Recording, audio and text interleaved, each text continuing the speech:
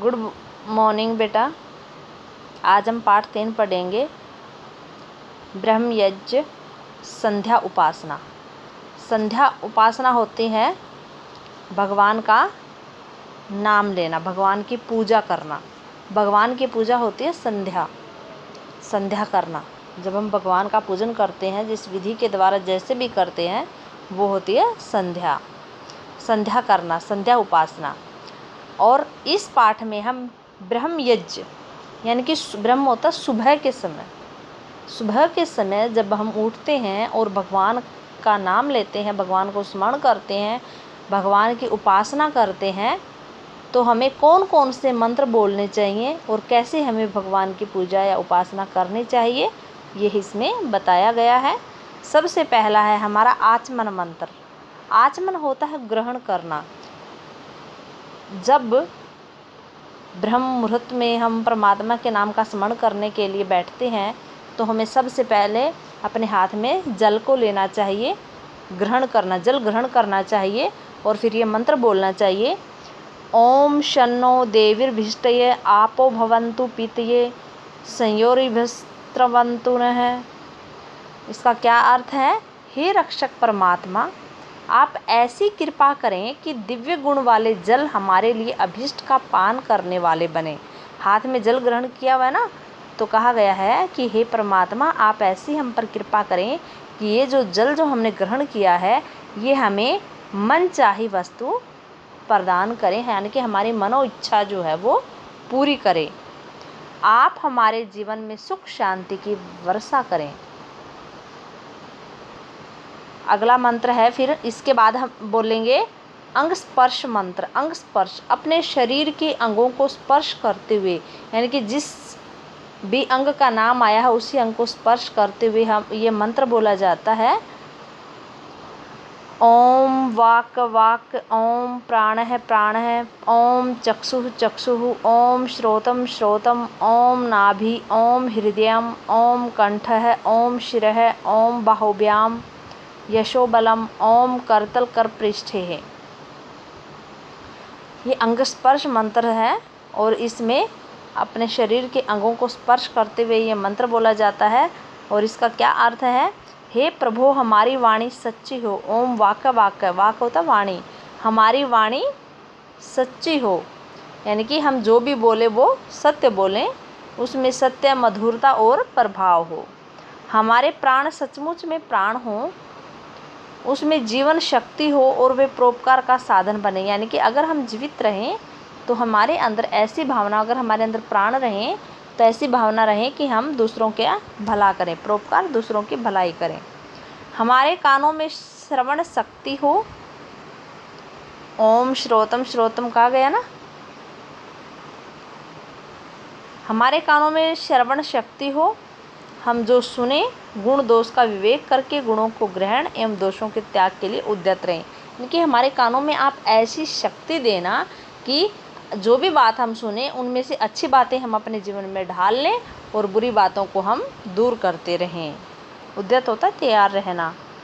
हमारी आँखें सचमुच में आँखें हों, यानी कि हमारी आँखें ऐसी आँखें हों, वे हमें भले बुरे की सही पहचान कराने वाले हों, यानी कि जब भी हम देखें तो हमें पता चले कि ये अच्छा है और ये नहीं है, ऐसी हमारी आँखें हों। हमारी नाभि, हमारा हृदय, कंठ और सिर, ये सब स्वस्थ, शुद्ध और पवित्र रहें, यानी कि सब चीज़ें, नाभि, हृदय, कंठ यानी कि गला, सिर, ये सब चीज़ें स्वस्थ रहें, हमारी शुद्ध रहें और पवित्र रहें। हमारी बाहुएं बल से संपन्न, बाहु होता है भुजाएं, हमारी जो भुजाएं हैं उनमें बहुत सारी ताकत भरी हो और उनसे कार्य करके हम यश के भागी बने, यानी कि हमारी भुजाओं में ताकत भरी हो और उन भुजाओं से हम कार्य करें ताकि हम अपने जीवन में यश प्राप्त कर सकें, भलाई कर सकें। हमारी हथेलियाँ और उनके पृष्ठभाग भी, पृष्ठ होता है सीधा करना, पृष्ठभाग भी यश और बल से पूर्ण रहें।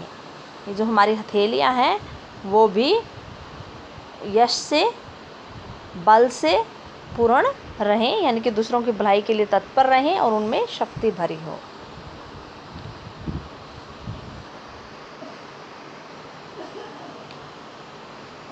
उसके बाद है हमारा तीसरा मार्जन मंत्र। मार्जन होता साफ करना, यानी कि इस मंत्र में हम भगवान से प्रार्थना करते हैं कि हमारा जो शरीर है उसमें से बुराइयां निकल करके और वो साफ और पवित्र हो जाए। ओम भू पुनातु शीर्षि, ओम भू पुनातु नेत्रियो, ओम स्वः पुनातु कंठे, ओम मह पुनातु हृदये, ओम जिनः पुनातु नाभ्याम, ओम तपः पुनातु पादयो, ओम सत्यम पुनातु पुनः शीर्षि, ओम खम ब्रह्मा पुनातु सर्वत्र। तो ये मंत्र बोलते हैं हम तीसरे नंबर पर जब हम ब्रह्म मुहूर्त में भगवान की उपासना करते हैं। इसका क्या अर्थ है?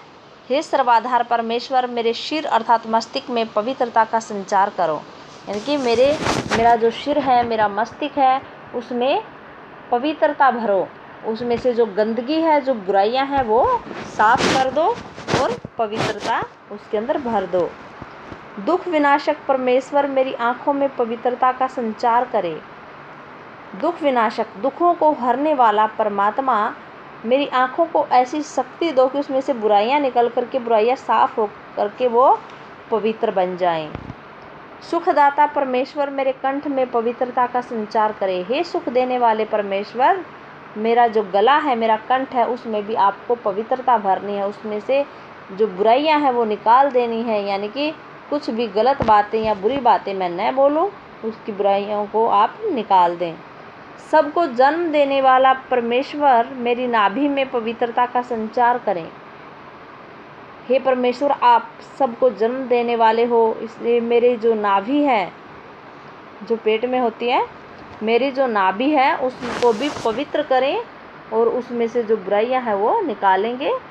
अनंत तपोनिधि परमेश्वर, अनंत जिसका कोई अंत नहीं है, तपोनिधि परमेश्वर मेरे पैरों में पवित्रता का संचार करे। हे परमेश्वर, मेरे जो पैर हैं उनमें को भी पवित्र बनाएं। सत्य स्वरूप परमेश्वर मेरे मस्तिष्क में पुनः पुनः पवित्रता का संचार करें। मेरे मस्तिष्क, मेरे विचारों में पवित्रता भर दो। आकाश के समान सर्वव्यापक ब्रह्मा मेरे समस्त अंगों एवं आचरणों में पवित्रता का संचार करें।